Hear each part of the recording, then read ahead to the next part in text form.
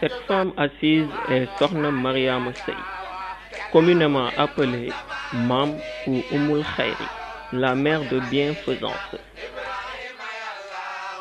Elle est l'une des épouses de Mam Thierno Birahim Mbacké, avec qui il n'a eu qu'un seul fils, Serigne Ousmane Mbacké Noreyni, le père de Cheikh Ahmadou Kara Mbacké.